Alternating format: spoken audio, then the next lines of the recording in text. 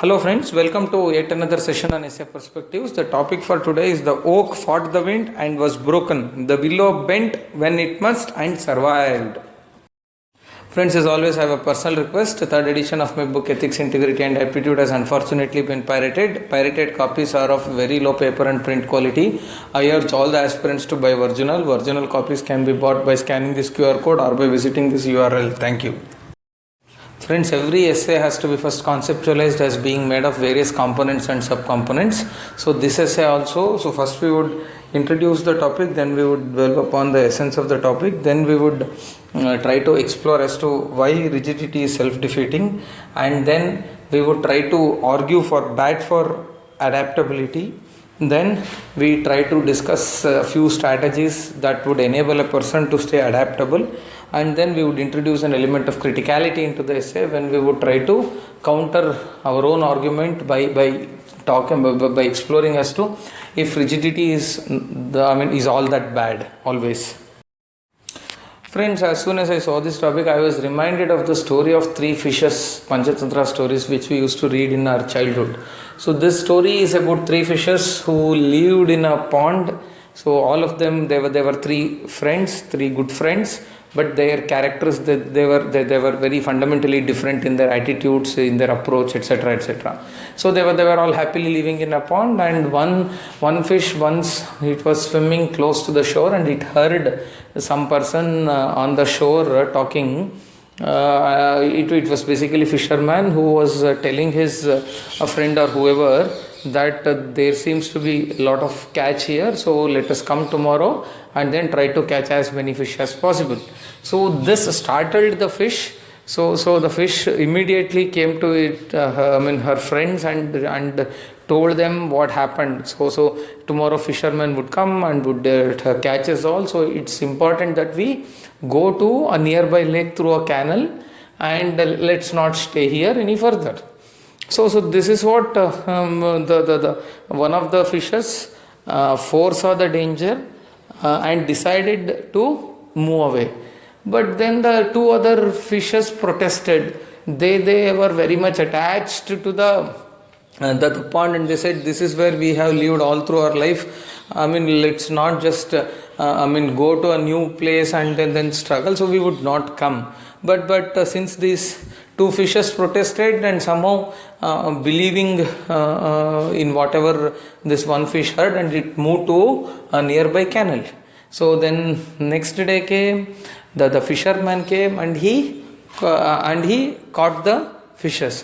One of the two fishes was smart enough, and it said, okay, I think it is time I should play smart and then get out, and it acted as if it is dead. The moment the fisherman saw no movement in that fish, and he realized that it was dead, which would not fetch him any money in the market, so he put it back into the water. So it also survived, and it was third fish which died. Okay, the moral of the story is simple, friends. The first fish was adaptable. Resilience was its very important characteristic. It did not stick to that particular whatever it believed to be its home or whatever. So it was very adaptable. So without facing any threat, it safeguarded itself. But what about other two fishes? Of course, one of the two fishes played smart and then saved it herself. But at what cost? It narrowly escaped death, right? So that's why. So I would like to categorize the first fish into one category and the remaining two fishes into the second category. The first fish represents adaptability, resilience. The second fish, the second category fishes represents the rigidity. So adaptable fish could safely go to swim to safety, but rigid fishes had to face death threat. Correct? So this makes it amply clear that it is important that one has to be adaptable to scenarios in order to stay strong. Correct? Okay, friends, let's continue. Okay, friends, after introducing the topic, it is important for us to deconstruct the essay statement. So broadly, these are the phrases of the essay statement. The first one is oak and willow. What does oak And what does willow represent is very important. See, oak is a very strong, sturdy tree. It does not bend with wind so easily. But when the wind speed increases, it gets uprooted. So this oak represents rigidity. This oak represents stubbornness. This oak represents adamance. Next comes willow. Willow, I think all of you are aware, willow is the tree from which cricket bats are made, but it is supple, it is flexible, it bends when the wind blows, and then when the wind recedes, wind speed comes down, it again stands. So basically it represents flexibility. Whatever be the speed of the wind, it just bends and survives. So while oak represents rigidity, willow represents flexibility or resilience or adaptability. Then what do you mean by fight the wind and break? That means oak stands firm against the wind and gets uprooted. That means not being flexible, standing up and not being flexible. Then bend when you must and survive. That means adapt to the given scenarios and leading to your success. So to put everything together, it says that a person who is rigid is liable or susceptible for failure, he is susceptible for destruction. But a person who is flexible, adaptable, resilient would thrive well. So this is the essence of the essay statement. After having understood the essence of the essay statement, it is important for us to explore as to why rigidity is such an undesirable quality. Why being rigid is a perfect recipe for self-destruction. So friends, any aspect of our life you take, it can be explained as a transaction between two stakeholders or two factors or two actors, whatever. One is self and the other one is other self or environment. So interestingly, these two stakeholders, none of them are constant. Both of them are subjected to constant change. So first one is self. Self keeps changing, as all of us are very well aware. See, let us say, friends, our traits may change, our energy may change, our strengths may change, our abilities may change. Correct? With change in the ability, with the change in the self, one has to adapt himself.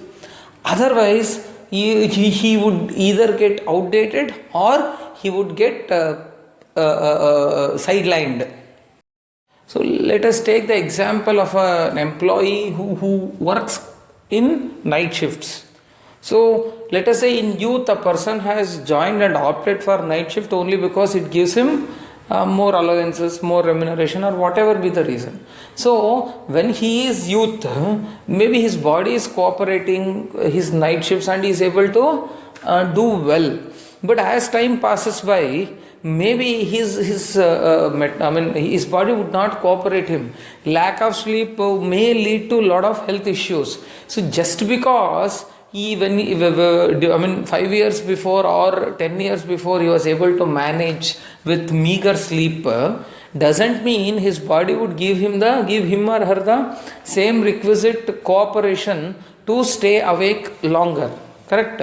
So in such a scenario, a person has to necessarily alter his schedule in order to stay himself healthy or fit. Otherwise, he would get contracted with disease and he would have a very unhealthy, unwell lifestyle. Correct? So it depends. So you should know when your body is able to do, when your body is not able to do. Correct? See, sometimes maybe you are a good dancer. You are a good dancer. But let us say your leg had a sprain at that point of time you should give up dancing for at least some time until your foot gets right, correct? But if you become very rigid and starts giving performances even when you have a leg sprain, perhaps that would aggravate, and it may lead to a scenario where you would be advised not to dance at all. So it's important that a person, as you change, you have to adapt. You are not one and the same forever. And the second factor is change of the environment. It is not just the self, friends, even environment also changes. A person who is, let us say, he's very good at typewriting. All he knows is typewriting. Correct? If a person knows typewriting, what do you know? I mean, in typewriting, all you know is to type. Correct? But suddenly, the typewriters are getting replaced by computers. When typewriters are getting replaced by computers, this person has to necessarily upskill himself and upgrade himself. Because typing a letter on typewriter is definitely, typing a letter in the computer is definitely not the same as typing a letter on the typewriter. Because computer, expects you to have some other, some skill, some knowledge about some tools like MS Office, etc., etc. So in such a scenario, you have to upgrade yourself, upskill yourself. Then only you will survive. When let us say the market is totally ridden of typewriters, then you become jobless. So being rigid, no, typewriter is something which I have learnt. I would do only typewriter, I would not do anything. And means you immediately become outdated, irrelevant, and you are out of job market in a flick of a second. Correct? Then scuttling of self-improvement. See, being rigid acts as the formidable obstacle for you to become a better version of yourself. A person who is flexible, who learns from others, a person who is open to new ideas would only improve his competencies and capabilities. Otherwise, if you are rigid, means your collaborators or the persons with whom you collaborate, you integrate or you interact is limited. You are not open to ideas. Then how would you improve? You would become a stagnant water. Then, interestingly, friends, a rigid person is perceived to be the one who does not encourage or tolerate dissent. Any organization, for that matter, friends, an organization thrives on dissent. Dissent is the cardinal principle of any organization, including democracy. Any governance, any organization, you definitely need someone who plays devil advocate. If you don't have a devil advocate with you, you definitely don't get to know the deficiencies, lacunas in your thinking, in your policies, in your decisions, etc., etc. Then you try to implement perhaps an ill-conceived policy leading to implementation hurdles. Correct? Leading to suboptimal outcomes. Correct? So it is important to have dissent. But when you have, when you are perceived to be rigid, when they know that you would not change your mind, people would not dissent. When there is no dissent, even their thinking also gets restricted. When the boss doesn't care as to what the employees say, then employees would start putting ideas to the boss. So that is a very, very bad scenario. Friends, if you are aware, Israel is one society which is totally anti-hierarchical. One of the reasons for success of Israel, as touted by many experts, is one of the social factors is this anti-hierarchical social factor. So even in Israeli army, the new entrants can actually fight with even the generals and all. So it's a kind of a society which not tolerates dissent, but also encourages dissent. So dissent is important. So the dissent gets obliterated. Then assured downfall. Friends, sometimes when you know that staying like this would lead to an assured downfall, you have to change. If you don't change, you will definitely hit the roadblock, and you would not just roadblock, you would hit the end of the tunnel, and perhaps you would never recover or recuperate from the nadir which you have already touched.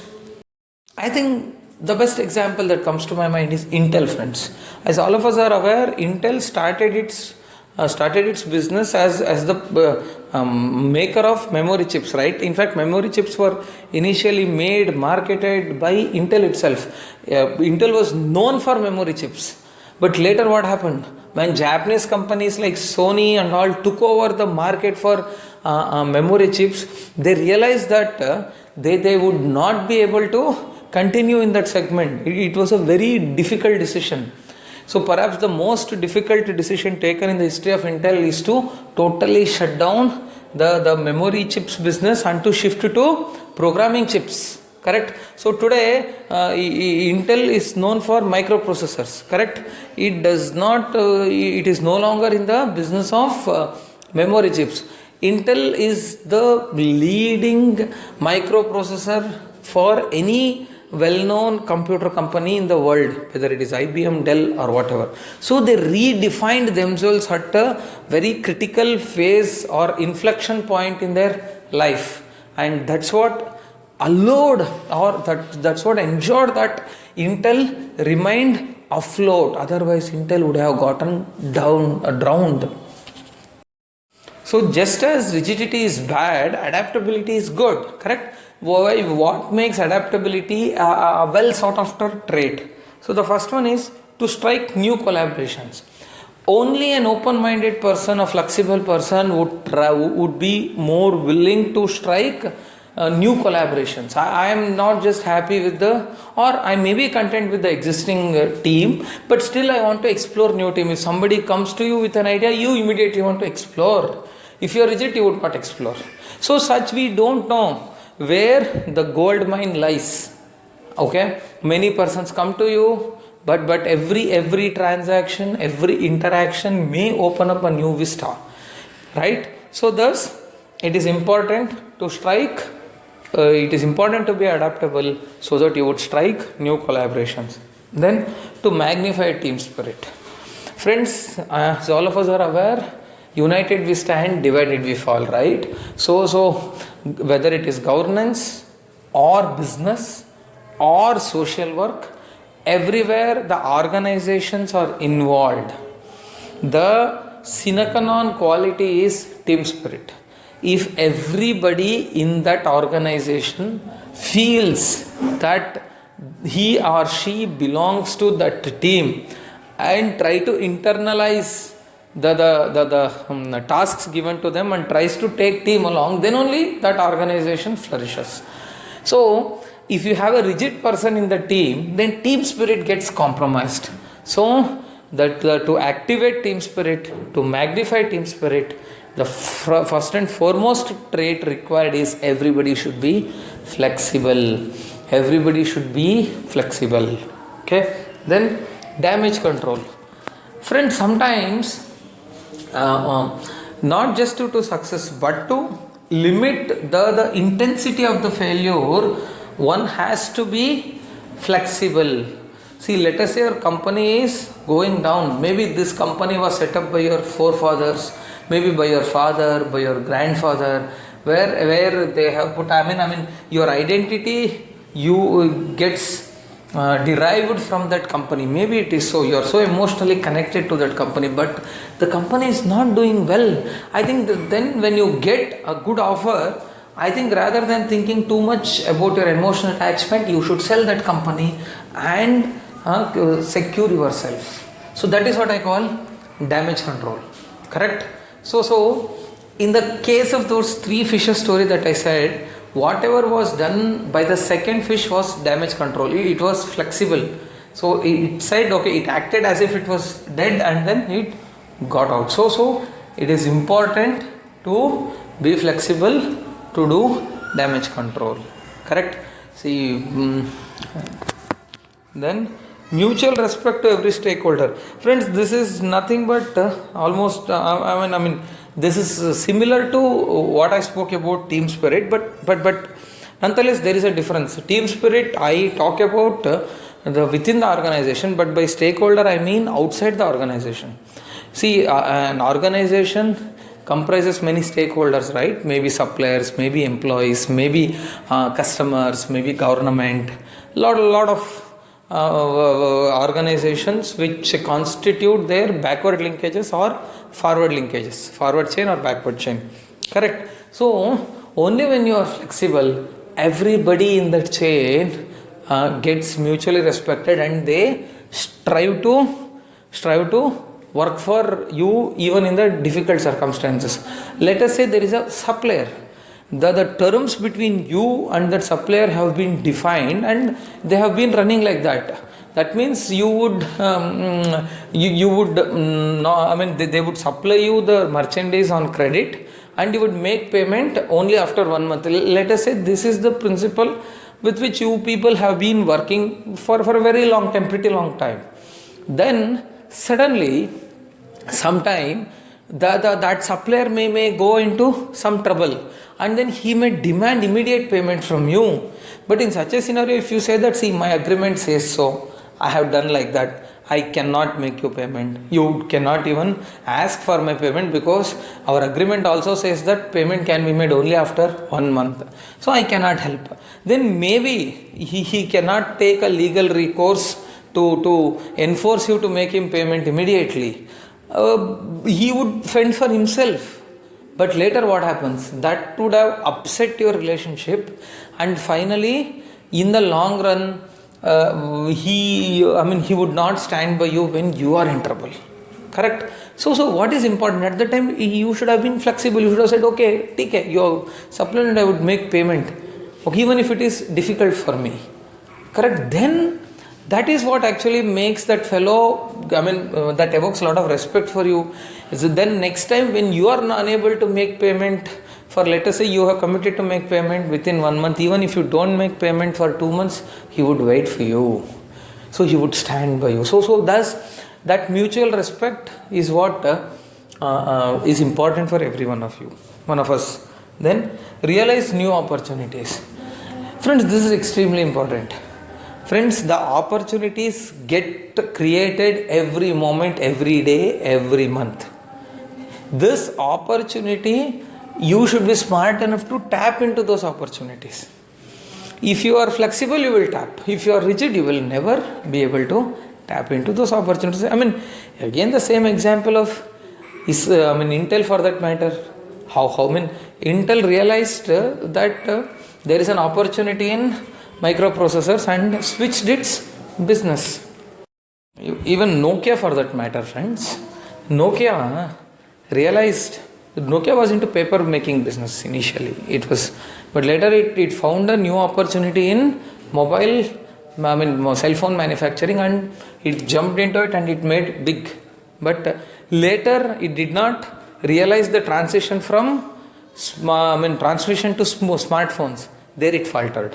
So being flexible is important, very important. Then insuring against losses. This is same as damage control, but only thing is a flexible person is the one who would think from every possible corner, and he would insure against losses. This would not happen for a rigid person mostly, because rigid person always believes that I would do well, I would be like this, I would definitely make profit. Correct? It is only a flexible guy, a resilient guy who thinks that it can go wrong, what should I do if it goes wrong, etc., etc., etc. So then we are very clear that it is important that one should be adaptable but not rigid. And how to become adaptable is the next question. So the first thing is one has to be modest, friends. See, modesty is the cornerstone of adaptability. Only if you are modest, you are adaptable. How? Simple. A person who is not modest cannot think that he needs to change. He needs to be flexible. Only a modest person is always in defensive mode. He would always think, okay, I may be wrong. Maybe this is wrong. He would always be in that, his mind would be churning with these ideas. So then he is extremely modest. I mean, so a modest person would be like, okay, so his mind permits him to change. So please be modest. Don't think you know everything. You think you are nothing but a speck of dust. So only that humbleness, that modesty is what makes you adaptable. Second thing is continuous reading. Friends, it is very, very, very important. If you read, you get a lot of ideas. If you read, you realize how small you are. If you read, you get to know new ideas. So then you will be able to be flexible. If you and you would be able to foresee the things well in advance if you have this habit of constant reading. Otherwise, you would not realize from where the threat is coming, and finally you would have to grapple with issues. So continuous reading actually makes you adaptable. At times it convinces you that you should change. Then having open mind. This is what, friends, you have to have an open mind. You should respect everyone's opinion. You should be ready to accept your flaws. So you should, only when you have open mind, you keep learning from every corner, then can you be adaptable. Then art of piloting on small scale. So friends, you should have this habit of you should develop this habit of piloting everything on a small scale. You get a new idea, try for some time whether it works for you or not. Before trying, don't decide that it doesn't work for you. You have to try on a small scale, whether it is in terms of business, whether it is in terms of personal life, governance, wherever actually. So you have to try. Only when you try, you would realize what happens. Then you can decide whether to change or not. Without trying, if you get carried away by your preconceived notions and resist change, then you would continue to be like this. Then more listening, less talking. More listening, less talking. It is important. So a person who listens to more would get more ideas, would become more flexible, is more resilient. If you talk more, if you don't allow people to talk, that means you have shared your knowledge, but you have not absorbed their knowledge. That is the very, very, very, very self-defeating thing. Then self-confidence to learn new things. This is important, friends. It may sound a little counterintuitive, but still a person who does not see, being rigid is backed by two things. One is that you are too much attached to your idea or viewpoint or thought. Second thing is maybe you believe that nothing, whatever you are fighting for may not be appropriate, but at the same time you lack the requisite self-confidence to try something new. That fear of failure, that fear of defeat may be holding you back. So you should definitely have that self-confidence to learn new things. Okay, let me try, what happens? Only when you have that self-confidence, you become adaptable. I'm actually reminded of the life of, there is one great Telugu lyricist by name Ramajogayya Shastri. He is well-known lyricist in Telugu film industry now. Actually, he wanted to become a singer initially. He gave a few voice tests, but somehow he was not chosen. Then later in the process, he realized that he could become a good lyricist. Today he is the most sought after lyricist in Telugu film industry. So you should have that self-confidence to learn new things. It may be that flexibility is what is important, that adaptability is what is important. Then habit of consistent learning and never give up attitude. Of course, this is nothing but crystallization of whatever I have told already. So if you have this habit of constant learning, maybe through reading, maybe through talking, listening to others, maybe through observation, whatever, and that never give up spirit. So that is what will make you more and more adaptable and resilient. So after understanding as to how one should become adaptable, it is time for us to introduce an element of criticality into the essay. So does that mean one should never be rigid or firm or stubborn? The answer is no, friends. Actually, there are certain scenarios, certain ways in which one has to stand by what one thinks is right. So this is essentially the case when a person is facing ethical dilemmas. See, let us say you are doing an ethical business. Let us say your stand is ethical. Then even if shifting would bring you economic riches, yet you should not shift. There are many such instances which anyone would encounter. Correct? In such a scenario, one has to be firm, one has to be rigid, etc. etc. Never compromise on your principles, your ethics, your morals, your integrity, whatever. Next comes stand by your men. See, there may be a scenario where your team has committed some mistake and you have to bat for your team. Maybe batting for the team may put you also in jeopardy. That is very likely. But you cannot afford to throw your team into trouble by duly excluding yourself from whatever is happening. So you have to stand by your team at that time. Maybe being adaptable is good for you, but being rigid is great for you. Then short term versus long term. Friends, sometimes one has to take decision keeping both short term outcomes and long term outcomes in mind. Maybe being flexible may be good in the short term, but what would happen in the long term? Sometimes being firm on your count may be good in the long term. So one has to take both aspects into consideration before arriving at a decision. Okay, friends, I think it is after elaborate discussion, I think it is time for conclusion. We can safely conclude that a person has to be adaptable in order to thrive and develop. However, when the matters of ethics, integrity or morals are involved, a person has to be very firm and not deviate. Okay, friends, let's meet next week with another topic. Thank you.